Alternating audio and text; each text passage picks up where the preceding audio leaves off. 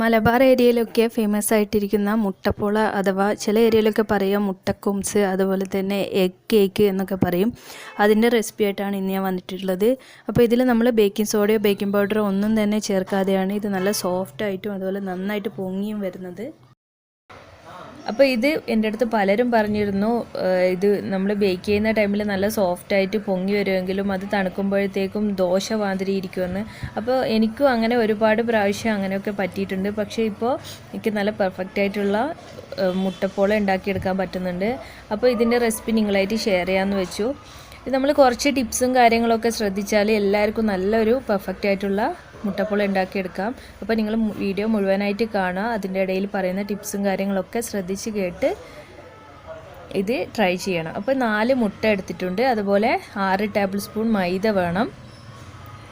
പിന്നെ ഒരു 7 ടീസ്പൂണോളം പഞ്ചസാര എടുത്തിട്ടുണ്ട്. പിന്നെ 3 ഏലക്ക കൂടിയിട്ട് പൊടിച്ചെടുക്കാനാണിത്. അപ്പോൾ മധുരം കുറച്ചുകൂടി വേണ്ടവരാണെങ്കിൽ ഒരു 8-9 ടീസ്പൂണ് പഞ്ചസാര ചേർത്ത് കൊടുക്കാം. മുട്ടപ്പോളയ്ക്ക് അധികം മധുരം എനിക്കിഷ്ടമല്ല, അതുകൊണ്ടാണ് ഇത്ര ഇട്ടത്. ഇനി ഇതിലേക്ക് ഏലക്ക ഒന്ന് പൊടിച്ചെടുക്കണം. ഏലക്ക തൊലി മാറ്റിക്കളഞ്ഞ് പഞ്ചസാരയോട് ഇട്ട് നന്നായിട്ടൊന്ന് തരിയില്ലാതെ പൊടിച്ചെടുക്കാം. ഇപ്പം നന്നായിട്ട് പൊടിഞ്ഞു വന്നിട്ടുണ്ട്. നമ്മൾ മെയിനായിട്ട് ശ്രദ്ധിക്കേണ്ടതെന്ന് വെച്ചാൽ നമ്മൾ മുട്ട ബീറ്റ് ചെയ്യാൻ ഉപയോഗിക്കുന്ന ബൗളും അതുപോലെ ബീറ്ററിൻ്റെ ബ്ലേഡും നല്ലതുപോലെ കഴുകി ഡ്രൈ ആയിട്ട് ശേഷം മാത്രമാണ് ഉപയോഗിക്കാൻ പാടുള്ളൂ. അല്ലെങ്കിൽ നമ്മുടെ മുട്ട ഒരിക്കലും പെർഫെക്റ്റ് ആയിട്ട് പതഞ്ഞു വരില്ല. അപ്പോൾ മുട്ട പൊട്ടിച്ച് ഒഴിക്കാം. നമ്മളിപ്പോൾ മുട്ട കഴുകി എടുത്ത് അതിന് ശേഷം ഒഴിക്കുകയാണെങ്കിൽ നമ്മുടെ കൈമേലുള്ള വെള്ളം ഒറ്റിയിട്ടോ അങ്ങനെ ഒരു തുള്ളി പോലും വെള്ളം ഉണ്ടാകാൻ പാടില്ല മുട്ടയിൽ, അതുപോലെ ബൗളിലോ ബീറ്ററിൻ്റെ ബ്ലേഡിലോ. അത് നമ്മൾ പ്രത്യേകം ശ്രദ്ധിക്കണം. ഇനി ഇത് ഒരു ലോ സ്പീഡിലിട്ടിട്ട് 1 മിനിറ്റ് ബീറ്റ് ചെയ്ത് കൊടുക്കാം.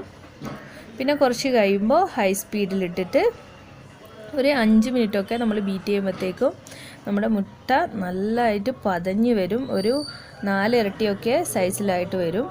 അതുപോലെ നല്ല ക്രീമി ആയിട്ട് വരും.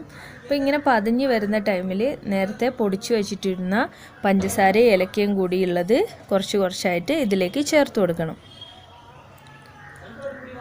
നമ്മൾ മുട്ട എടുക്കുമ്പോൾ എല്ലാ കേക്കിനും പറയുന്നത് പോലെ റൂം ടെമ്പറേച്ചറുള്ള മുട്ട എടുക്കാൻ ശ്രദ്ധിക്കുക. മുട്ട മാത്രമല്ല, നമ്മൾ എന്ത് കാര്യം കേക്കിന് എടുക്കുമ്പോഴും എപ്പോഴും ഫ്രിഡ്ജിൽ നിന്ന് എടുത്ത് ഉടനെ യൂസ് ചെയ്യാതിരിക്കുക. ഇനി പഞ്ചസാര കുറച്ചായി ഇട്ടിട്ട് ഇത് നന്നായിട്ടൊന്ന് ബീറ്റ് ചെയ്യാം. നമ്മളിപ്പോൾ ഇതൊരു ചെറിയ യെല്ലോയിഷ് കളറാണല്ലോ ഉള്ളത്. ഇത് മാറി ഒരു വൈറ്റ് കളറിലേക്ക് മാറും ഇതിപ്പോൾ. അതുപോലെ തന്നെ നല്ല കുറച്ച് തിക്കായിട്ട് ക്രീമി ആയിട്ട് വരും. ഇപ്പോൾ കണ്ടില്ലേ, ഏകദേശം ക്രീമി ആയിട്ട് വരുന്നുണ്ട്. കുറച്ചുകൂടി ബീറ്റ് ചെയ്യുന്ന ടൈമിൽ നമുക്ക് നല്ല പെർഫെക്റ്റ് ആയിട്ടുള്ള ഈ ഒരു സ്റ്റേജിലെത്തണം.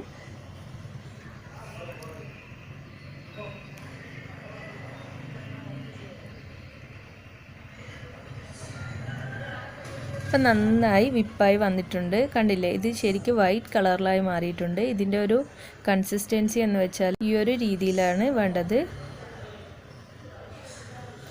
ഇനി ഇതിലേക്ക് എടുത്തു വെച്ചിരിക്കുന്ന 6 ടേബിൾ സ്പൂൺ മൈദ ഓരോ ടേബിൾ സ്പൂണായിട്ട് നമ്മൾ ഇതിലേക്ക് ചേർത്ത് കൊടുക്കണം.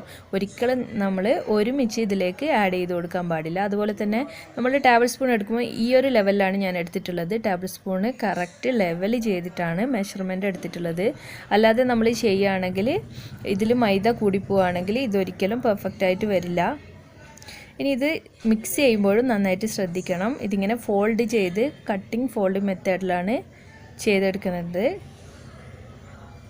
അല്ലാതെ നമ്മൾ അങ്ങോട്ടും ഇങ്ങോട്ടും ഇട്ട് ഇളക്കുക, അതുപോലെ നല്ല ശക്തിയായിട്ട് ഇളക്കുക ഒന്നും ചെയ്യരുത്. അപ്പോൾ നമ്മൾ പതപ്പിച്ചെടുത്തിരിക്കുന്ന മുട്ട അങ്ങനെ താണു പോകും. അങ്ങനെ 6 ടേബിൾ സ്പൂൺ മൈദയും നമുക്ക് ഇതിലോട്ട് ഒരേ ഡയറക്ഷനിൽ ഇട്ടിട്ട് ഇളക്കി യോജിപ്പിച്ചെടുക്കാം. ഇതിപ്പോൾ ഞാൻ സോസ് പാനിൽ ഒഴിച്ചിട്ടാണ് ചെയ്ത് കാണിക്കുന്നത്. ഈ സെയിം ബാറ്റർ നമുക്ക് ഓവനിലും അതുപോലെ തന്നെ ഡയറക്റ്റ് കുക്കറിൽ ഒഴിച്ചിട്ടും ചെയ്തെടുക്കാവുന്നതാണ്. ഇപ്പോൾ ഞാൻ പാന് അടുപ്പത്ത് വെച്ച് ചൂടാക്കാൻ വെച്ചിട്ടുണ്ട്. അടിയിലൊരു ഉപയോഗിക്കാതെ വെച്ചിരിക്കുന്ന നോൺ സ്റ്റിക്ക് പാൻ വെച്ചിട്ടുണ്ട്. അതിൻ്റെ മുകളിലാണ് നമ്മുടെ സോസ് പാൻ വെച്ച് കൊടുത്തത്. അപ്പോൾ സോസ് പാനിൻ്റെ അടിയിൽ കേക്ക് കരി പിടിക്കാതിരിക്കാൻ വേണ്ടിയിട്ടാണ് അങ്ങനെ ചെയ്യുന്നത്. ഇനി കുറച്ച് എണ്ണ താഴത്തൊന്ന് ഗ്രീസ് ചെയ്ത് കൊടുക്കുന്നുണ്ട്. സൈഡിലൊന്നും ഗ്രീസ് ചെയ്യേണ്ട ആവശ്യമില്ല. അങ്ങനെ ചെയ്യുമ്പോൾ കേക്ക് ക്രിസ്പി ആയിട്ട് മാറും, കേക്കിൻ്റെ സൈഡ്സൊക്കെ. ഇപ്പം ഞാൻ ബാറ്റർ മുഴുവനായിട്ട് സോസ് പാനിലേക്ക് ഒഴിച്ചിട്ടുണ്ട്. ഇത് ജസ്റ്റ് ഒന്ന് ടാപ്പ് ചെയ്ത് കൊടുക്കാം. പിന്നെ അതുപോലെ തന്നെ മുകളിലൊരു ചെറിയ ഹോളുണ്ട് എൻ്റെ ഈ ഒരു ലിഡിന്, അപ്പോൾ അതൊന്ന് ക്ലോസ് ചെയ്ത് കൊടുക്കാം. ഒരു ഫോയിൽ പേപ്പർ വെച്ചിട്ട് ക്ലോസ് ചെയ്ത് കൊടുത്തിട്ടുണ്ട്. ഇനി ഇത് മീഡിയം ഫ്ലെയിമിൽ ഒരു 5 മിനിറ്റും പിന്നെ ലോ ഫ്ലെയിമിൽ, ഏറ്റവും ലോ ഫ്ലെയിമിലാണ് ഒരു 15 മിനിറ്റും ഒന്ന് ബേക്ക് ചെയ്തെടുക്കാം. അപ്പോൾ നമ്മുടെ മുട്ടപ്പോള റെഡി ആയിട്ട് വന്നിട്ടുണ്ട്. അപ്പോൾ ഒരു ടൂത്ത് പിക്ക് വെച്ച് എല്ലാ കേക്കിനും ചെയ്യുന്നത് പോലെ ജസ്റ്റ് ഒന്ന് ചെക്ക് ചെയ്ത് നോക്കാം. ടൂത്ത് പിക്ക് ക്ലിയർ ആയിട്ട് വന്നിട്ടുണ്ട്. നമ്മുടെ കേക്ക് ബേക്ക് ആയിട്ടുണ്ട്. ഇനി ഇത് കുറച്ചൊന്ന് തണുക്കുമ്പോൾ നമുക്കൊരു പ്ലേറ്റിലേക്ക് ട്രാൻസ്ഫർ ചെയ്യാം. ഇപ്പോൾ കണ്ടില്ലേ, കേക്ക് നല്ല പെർഫെക്റ്റ് ആയിട്ട് വന്നിട്ടുണ്ട്. അതുപോലെ തന്നെ മുട്ടപ്പോളയുടെ അടിവശമൊക്കെ അധികം കരിഞ്ഞു പോയിട്ടൊന്നുമില്ല. നമ്മൾ അടിയിലൊരു തട്ട് വെച്ച് ചെയ്തത് കൊണ്ടാണ് ഇങ്ങനെ അടിവശം കരിയാതെ കിട്ടിയിരിക്കുന്നത്. നല്ല സോഫ്റ്റ് ആയിട്ടാണ് ഇരിക്കുന്നത്. പിന്നെ എൻ്റെ പാന് കുറച്ച് വൈഡ് ആയതുകൊണ്ടാണ് ഈ ഒരു 4 മുട്ടയ്ക്ക് ഇത്ര തിക്നെസ് മാത്രം കിട്ടിയിരിക്കുന്നത്. അപ്പോൾ നിങ്ങൾ പാൻ എടുക്കുമ്പോൾ കുറച്ചുകൂടി ചെറിയ പാൻ ഉണ്ടെങ്കിൽ അതിൽ ചെയ്യുമ്പോൾ ഇതിനേക്കാളും തിക്നെസ്സിൽ നിങ്ങൾക്ക് കിട്ടും. അതുപോലെ തന്നെ ചെറിയ കുക്കർ ഉണ്ടെങ്കിലും അതിൽ ചെയ്താൽ മതി.